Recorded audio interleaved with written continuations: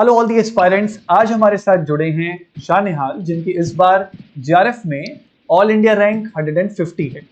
इस अटेम्प्ट से पहले शानिहाल ने 2 बार नेट एग्जाम यानी एलएस क्वालिफाई कर रखा है, एमएच सेट भी क्वालिफाई किया, लेकिन इस बार फाइनली उन्होंने जेआरएफ का भी अपना जो सपना था वो भी पूरा किया।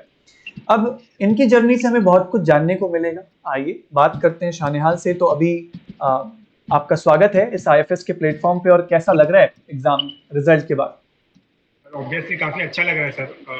काफी टाइम बाद जो जिस दिन का इंतजार था वो अब दिन आ गया है, तो काफी अच्छा लग रहा है सर, डेफिनेटली।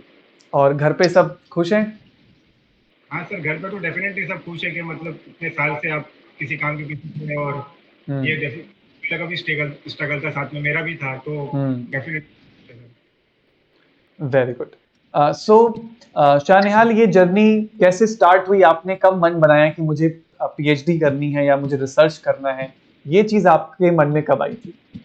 सर एक्चुअली मेरे मास्टर्स से ही था, मतलब मुझे कि रिसर्च फील्ड में जाना है मुझे। मुझे हम्म। मास्टर बट वो टाइम पे था, मन एम था, लेकिन कुछ डायरेक्शन नहीं थी और कुछ पता नहीं था। मैंने 2017 में मतलब फर्स्ट ईयर में था एमएससी में, तो हम्म। वो डायरेक्शन था कि करना है मुझे, क्योंकि मैं थोड़ा जानने में उत्सुकता हूँ। क्योंकि हम्म। मुझे बैचलर भी फॉरेंसिक साइंस से करनी थी, लेकिन मुझे फॉरेंसिक साइंस में हुआ नहीं, तो मैं बैचलर साइंस से मुझे करना पड़ा, केमिस्ट्री से। तो मुझे जानने की कुछ उत्सुकता रहती थी, क्यूरियोसिटी के करना है, तो इसलिए मेरा रिसर्च में इंटरेस्ट डेफिनेटली था, उसी वजह से। तो हम्म। मास्टर मैंने मन बना लिया था। यस। मुझे याद है शानिहाल, आप मेरी क्लास में, ऑफलाइन क्लास जो मैंने ली है, तो आप एकदम फ्रंट में ही बैठते थे और आपके डाउट्स तो डाउट्स ही हुआ करते थे हमेशा। हाँ, तो आ, आपको क्या लगता है कि 2 बार आपने एलएस निकाला, उस बार जेआरएफ से चूक गए, और इस बार आप कंफर्टेबली पार कर गए, तो क्या वो एक गलती थी जो आप शायद पहले कर रहे थे और आपने इस अटेम्प्ट में उसको सुधारा और आपको रिजल्ट मिला?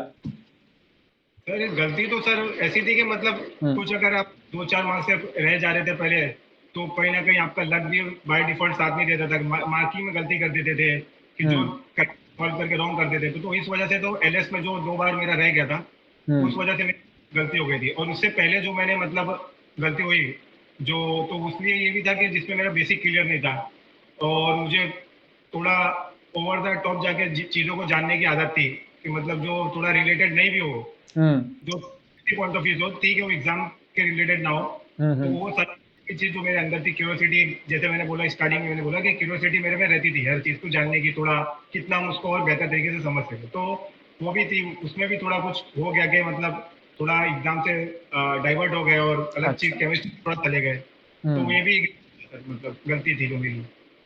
ओके, मतलब टू द पॉइंट स्टिक रहना है। जो एग्जाम का डिमांड है वो हमें फुलफिल करना है। रिसर्च या ज्यादा पढ़ रहे हैं वो हम लोग एग्जाम के बाद भी कर सकते हैं। डेफिनेटली सर, ये यही है मतलब। ओके। तो आपका टॉपिक्स कैसे थे? मतलब फिजिकल, ऑर्गेनिक, नॉन ऑर्गेनिक, क्या शुरू से ही तीनों आपको पसंद था या कोई एक वीक था? ये कैसा था? शुरू से तो तीनों नहीं था, मतलब मैं ऑर्गेनिक इनऑर्गेनिक में कंफर्टेबल था। अच्छा। और तो फिजिकल में मतलब मैंने पहले से कभी करा नहीं था, मास्टर्स में या बैचलर्स में, तो फिजिकल तो मुझे मतलब ना के बराबर ही था। हम्म। और तो इस वजह से मतलब शुरू से तो मेरा ऑर्गेनिक इनऑर्गेनिक ही था, मतलब साथ में बाद में मैंने लेटर ऑन जाके उसको ऐड किया, मतलब फिजिकल में। तो बहुत सारे स्टूडेंट्स ऐसे आपको सुन रहे हैं जो फिजिकल मेरे से बार बार यही कहते हैं कि सर फिजिकल हमसे नहीं होती है। तो आप भी उस दौर से गुजरे हो, लेकिन आपने फिजिकल को ऐड ऑन किया और आपने उसमें भी मेहनत करी है। तो वो जो पहला स्टेप होता है वो आपके लिए भी मुश्किल भरा होगा। आप उस स्टेप को कैसे क्रॉस किया आपने?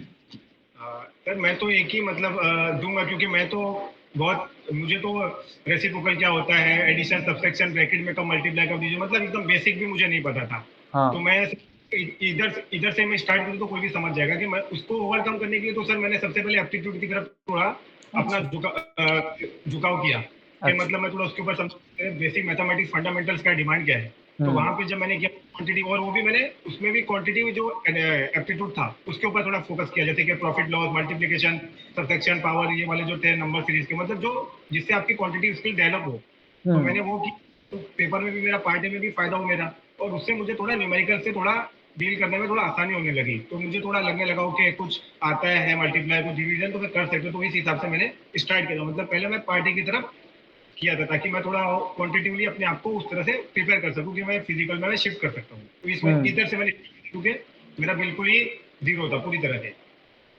तो मतलब थोड़ा बहुत पार्ट ए से आपने शुरुआत करी कि वहाँ थोड़े बहुत क्वेश्चंस मेरे से लगने लगे, तो जब वहाँ कॉन्फिडेंस बिल्डअप हुआ तो फिर फिजिकल केमिस्ट्री धीरे धीरे स्टार्ट करी। यस सर, डेफिनेटली अगर आपके पास क्वांटिटी स्किल नहीं थी तो वो हम्म। आप डेवलप नहीं चाहिए, नहीं तो आप कितना फिजिकल पढ़ लो आप हिला नहीं पाओगे। तो हम्म। आपको आना बेसिक फंडामेंटल जो रिक्वायरमेंट है कोई न्यूमेरिकल को अप्रोच करने के लिए, तो वो हम्म। सीखा मैंने वहाँ से।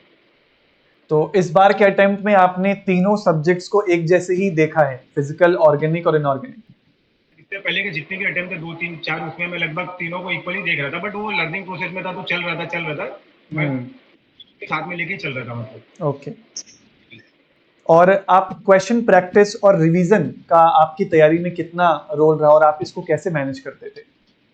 सर मैं कैसा है कि दोनों का इक्वल रोल है, मैं मुझे ऐसा लगता है, क्योंकि हम्म। अगर रिवीजन भी इक्वल है इंपॉर्टेंट रखता है, क्वेश्चन प्रैक्टिस इंपॉर्टेंट रखती है। हम्म। क्योंकि अगर क्वेश्चन आपके सामने आता है तो सबसे पहले तो आपका रिवीजन होना चाहिए, तो आपको क्लिक करेगा कि पूछा गया है। राइट। और क्वेश्चन प्रैक्टिस होगी तो आप उसको सॉल्व कर लोगे, उसके जो आइडियल टाइम है उस क्वेश्चन को सॉल्व करने का, 1 मिनट 2 मिनट जो लेवल है डिफिकल्टी। तो हम्म। मैं दोनों को बोलता हूँ। तो इस हिसाब से मतलब मैं कैसा करता था कि सुबह में मैं क्वेश्चन प्रैक्टिस करता था, मॉर्निंग में हम्म। मैं 5 6 बजे उठ जाता था, 5 बजे मेरा स्लॉट रहता था, तो वो टाइम पे मैं क्वेश्चन प्रैक्टिस करता था 5 से लगभग 8 10 बजे तक। फिर उसमें जो नए टॉपिक ऐड हुए, नया कुछ मिला वो ऐड ऑन हम्म। किया, फिर वापस से पूरा रिवाइज करता था, मतलब पॉइंट टू पॉइंट जो भी है कि कुछ छूटे ना, क्योंकि पूरा अपने आप में पूरा टॉपिक को अपने अंदर पूरा से एब्जॉर्ब कर लो कि कुछ हम्म। आपको छूटे नहीं। तो इस हिसाब ओके। से मतलब मैं मॉर्निंग में क्वेश्चन प्रैक्टिस था, और जो आफ्टरनून और इवनिंग का जो सेशन था उसमें मैं अपना रिवीजन करता था। ओके। और यूट्यूब का आपकी प्रिपरेशन में कितना रोल था? सर आपके सेशन वगैरह तो मैं फॉलो करता था, जिससे मतलब काफ़ी मुझे हेल्प हेल्प मिली थी, उसका तो रोल है हम्म। सर, उसको मैं नहीं कर सकता हूँ मैं।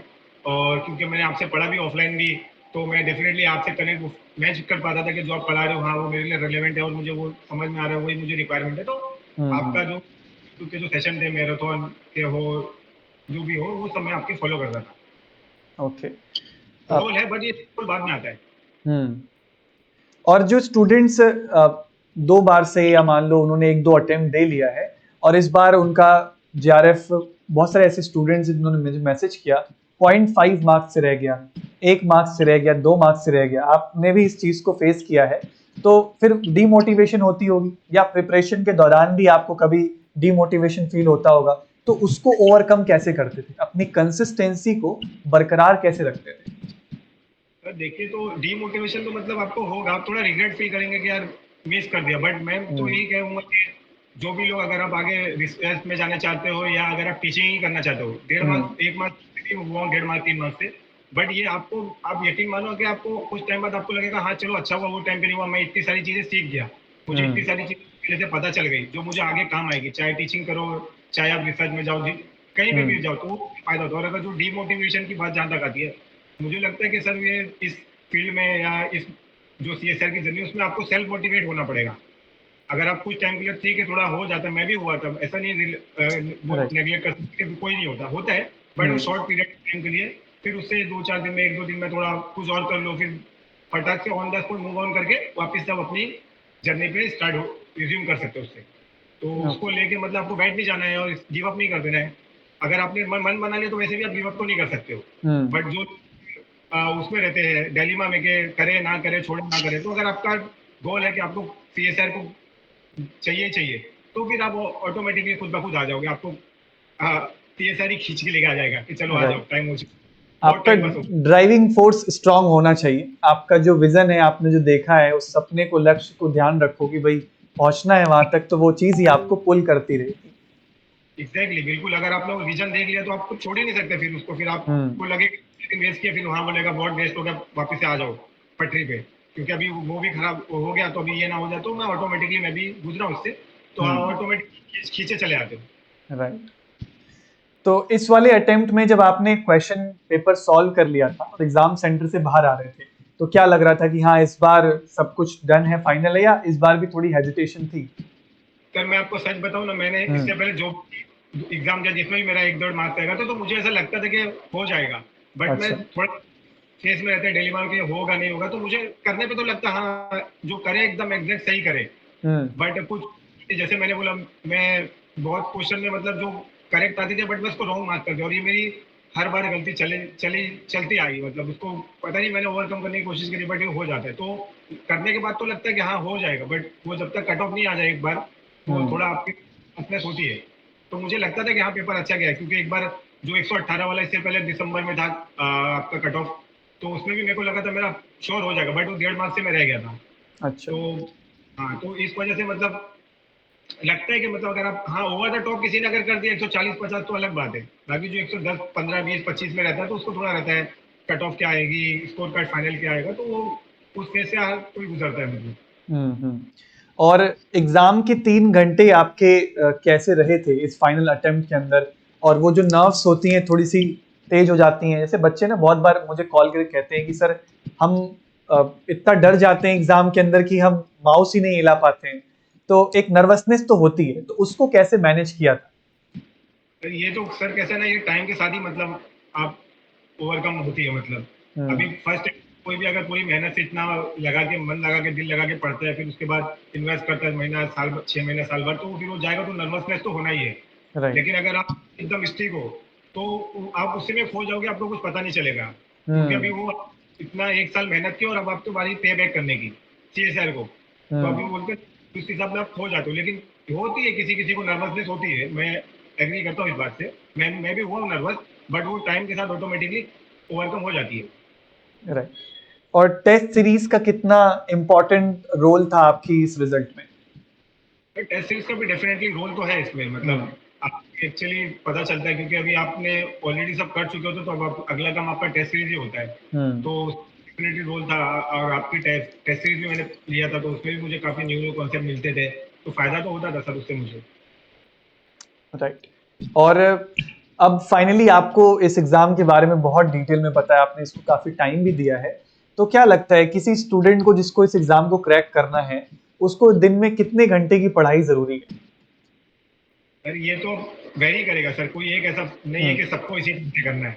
40-50 हज़ार लोग देते तो उसमें हर हर लोगों के लिए वेरी कर सकता है, मतलब उसको बोल नहीं सकते। अगर मैं ये पकड़ के चलूँ आइडियल कंडीशन के, आपने BSc MSc करो, आपको फंडामेंटल्स क्लियर है, आपको पता है, तो आप हम्म। 10-12 मतलब अच्छे से करके कर सकते हो।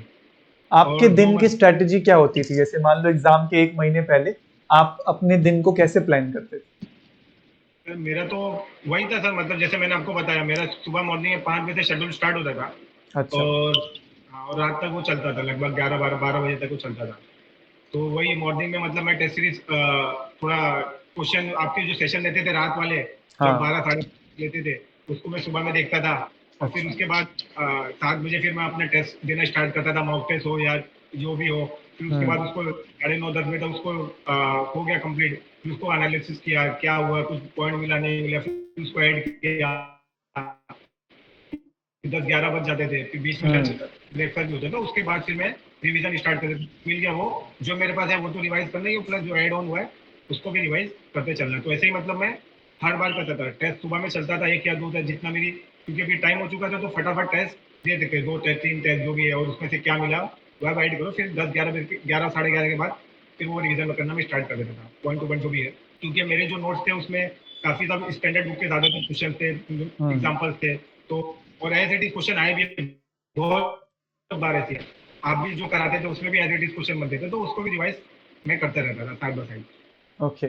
और आ, दिन में आप तीनों टॉपिक्स पढ़ते थे या दिन में सिर्फ 2 टॉपिक्स पढ़ा करते थे? इस चीज को कैसे मैनेज किया? अब देखिए ये कैसा ना, सब हर किसी का अलग अलग होता है, जैसे मैंने बताया जो भी मैं बता रहा हूँ ये मेरी अपनी एक स्ट्रेटजी हाँ थी, हाँ, बहुत आप सारे लोगों अपना की इससे शेयर डिफरेंट करिए। होती है। तो मेरी यही स्ट्रेटजी थी सर, जैसे कि मैंने ऑर्गेनिक स्टार्ट किया सपोज, हम्म। तो मुझे ऑर्गेनिक कंप्लीट करने में रिवाइज करने में, अगर टेस्ट सीरीज लास्ट मंथ को मैं पकड़ के चलूँ तो हम्म। रिवाइज करने में 8 से 10 दिन पूरा reagent reaction mechanism point two point पढ़ना रिवाइज करना टेस्ट देना, तो 10 दिन ये चले गए थे। फिर उसके बाद फिजिकल लेता था और लास्ट में इनऑर्गेनिक लेता था, क्योंकि उसमें मुझे थोड़ा रिकॉल करने वाली चीजें रहती थी, थोड़ा याद करने वाला रहता था। तो हम्म। लास्ट में मैं इनऑर्गेनिक को रिवाइज करता था, तो लगभग 3 दिन जाते थे, और जब फाइनल आ गया एकदम तो 10-11 दिन लगता था कि जिसमें पूरा ऑर्गेनिक इनऑर्गेनिक फिजिकल तीनों को रिवाइज करूंगा, और क्वेश्चन है न्यूमेरिकल है फॉर्मूले को देखना है, इस तरह से एंड टू टाइम धीरे धीरे कम करता जाता था रिवाइज के लिए, ऑटोमेटिकली कम भी होता जाता है आपका, हम्म। आपको देखते देखते ऑटोमेटिकली कम भी होता है। तो इसी तरह से मेरा चलता था। ओके, तो सारी जो मेहनत आपने करी वो सब रंग लाई है, finally you have got your GRF, अब आपको स्कॉलरशिप मिलेगी, तो आगे का क्या प्लान किया है आपने? सर देखिए, मैं तो जैसे मैंने आपको स्टार्टिंग में बताया, जैसे कि मैं रिसर्च ओरिएंटेड ही मतलब इंसान हूँ, हम्म। तो मैं तो चाहता हूँ डेफिनेटली, तो मुझे और मेरा है कि मैं रिसर्च ही करूँ मतलब, तो इसी में मैं सोच रहा हूँ कि आगे कुछ कहीं अप्लाई करूँ, कहीं कुछ करूँ। ओके, फिर तो अभी क्या अभी देखना स्टार्ट कर दिया है या अभी अब चेक करना स्टार्ट करोगे? सर एक्चुअली मैं इससे पहले भी एक दो बार मतलब इंटरव्यू वगैरह पीएचडी का दे के आया हूँ, जस्ट फॉर एक्सपीरियंस के लिए कि क्या है, हम्म। क्या टॉपिक चलता है, कौन से टॉपिक होते हैं वहाँ पे, हम्म। तो मुझे बेसिकली आइडिया है कि ओके। आगे क्या, कि और भी थोड़ा बहुत सीनियर्स की और गाइड और भी जिससे है कांटेक्ट में, आप लोगों से थोड़ा राय मशवरा करके सर फिर एक नेक्स्ट स्टेप आगे प्रोसीड करेंगे फिर। ओके, चलिए, आपसे बात करके बहुत ही अच्छा लगा शाहनिहाल। आपके इस जर्नी से बहुत सारे बच्चों ने खुद भी बहुत सारे इनपुट लिए होंगे, और जो डेडिकेशन आपने इस एग्जाम के प्रति दिखाई है वो बहुत ही माइंड ब्लोइंग है, और finally you have succeeded in them. हम विश करते हैं कि आपकी रिसर्च जर्नी जल्दी से स्टार्ट हो, and you best of luck पूरी हमारी केमिस्ट्री टीम के साइड से। Definitely sir, thank you sir, thank you. Thank you so much.